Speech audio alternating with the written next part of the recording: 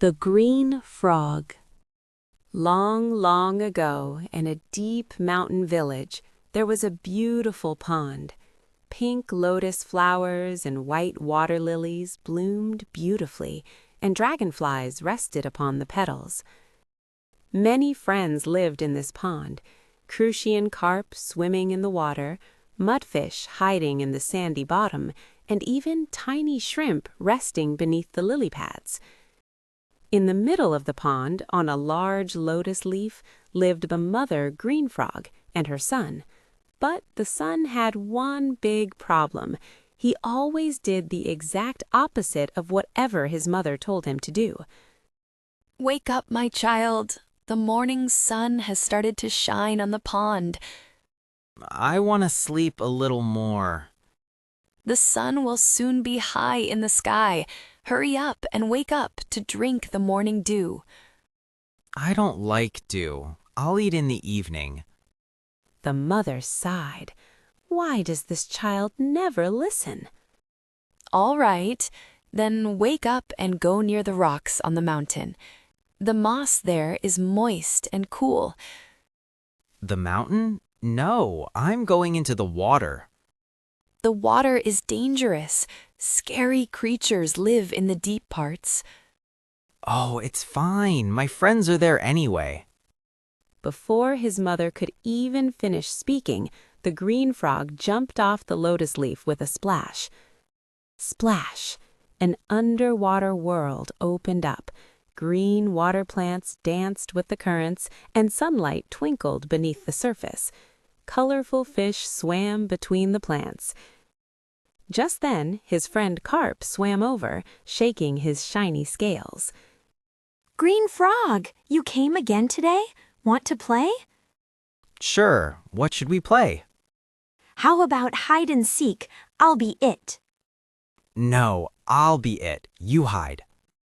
The carp hid behind the water plants, and the green frog began to count. 1, 2, 3. Suddenly, the sand on the bottom stirred, and a mudfish poked out his long body. Hey, it's so noisy I can't sleep. What's going on? Mudfish, we're playing hide and seek. Want to join? Hide and seek? Sounds good. I'm actually a master of hiding. No one can find me in this sand. Huh, look who's talking big. I'll find you in no time. While the friends were playing happily, the carp suddenly stopped. "Wait, Green Frog, don't go over there." Why? What's over there? That's the deep end. Beneath the lily roots, a big catfish lives there. Catfish? What's the big deal? I'm not scared. "It's really dangerous. Even the adult fish don't go there." Cowards. I'm gonna go check it out. Ignoring his friend's warnings, the green frog swam toward the dark area. The water grew darker, and the lily roots hung down like spiderwebs all around. What is this? There's nothing here. I got scared for nothing.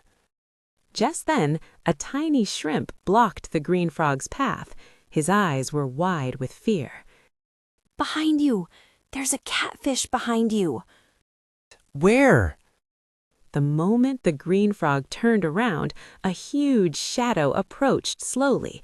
It was a giant catfish with flashing eyes. "Run! This way!" The shrimp took the lead, guiding him through the narrow gaps in the roots. The green frog's heart pounded like a drum. The catfish was too big to pass through the narrow gaps. I'm alive. "You shouldn't just come into the deep end. Next time you'll really be in trouble." Thank you. I should have listened to my mother. The green frog barely managed to climb back onto the lotus leaf. His mother was waiting with a worried look. "Where have you been? Your face is pale as a sheet." Nowhere. I was just playing. "You went to the deep end, didn't you? That's why you look like that." Yes. "What did I tell you? I said the deep end is dangerous." I'm sorry. The green frog lowered his head. But his remorse didn't last long. It was sunset.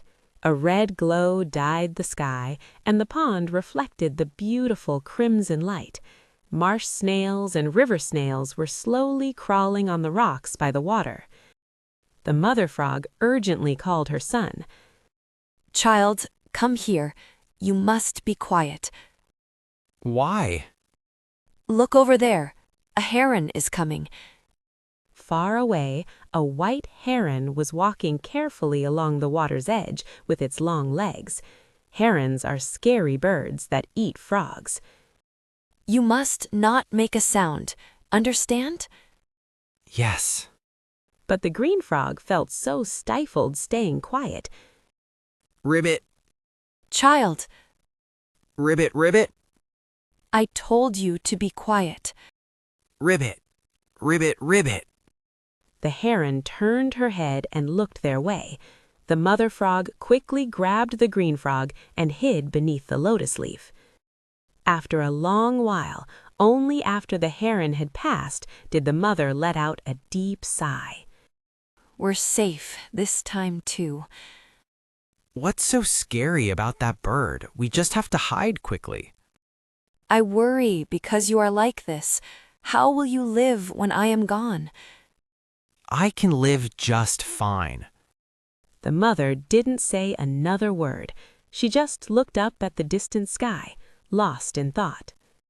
Time passed like that. After the pink azaleas of spring and the blooming lotus flowers of summer passed, the autumn leaves fell and a white winter arrived.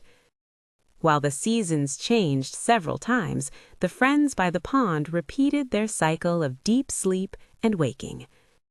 Warm spring returned again, melting the ice and bringing blooming violas, but this spring was different from before. The mother frog had changed a lot. Her skin wasn't as shiny as before, and her movements had become very slow. Mother, how are you feeling today? I'm fine, my child. Just a little tired. Mother, shall I catch something tasty for you? Flies are good, or mosquitoes. No, just stay by my side. Mother, did I do something wrong? Is it my fault you're like this? No, it's nothing. I am just worried about you. The green frog felt a tightness in his chest. He didn't know why his mother was like this or what he could do for her. The carp friend came up to the surface and called the green frog. Green frog, want to play today? Sorry, not today. I need to stay by my mother's side. I see. Your mother must be very sick. Yeah, I'm really worried these days. The carp nodded silently and went back underwater. It was a quiet evening. Fireflies flew here and there, lighting up the pond with their small glows. A round moon hung in the sky, and the moonlight shone softly on the water. My child, come closer. Mother, what are you saying? Why that look? I have a favor to ask. Yes, tell me anything. When I die, bury me by the stream. Mother, don't say things like that. You're not going to die. Promise me just this, by the stream, please. Mother. In truth, the mother wanted to be buried in a sunny spot on the mountain, a place where the sun is warm and flowers bloom. But she thought her son, who had listened to everything backwards his whole life, would surely do the opposite this time too, so she intentionally told her the opposite. That night, the mother frog quietly closed her eyes. Mother. Mother. The green frog cried by her mother's side all day long. Regret washed over him. Why hadn't he listened to her before? Why did he always do the opposite? Mother, I was wrong. Why didn't I listen to you sooner? This time I will do exactly as you said. Under a cloudy sky, the green frog sat alone on a lotus leaf. Raindrops began to fall one by one. The green frog went to the stream just as her mother had asked in her will. Beside the clear, flowing stream, he carefully stacked pebbles one by one to make a small grave. Mother, I will build it beautifully here by the stream.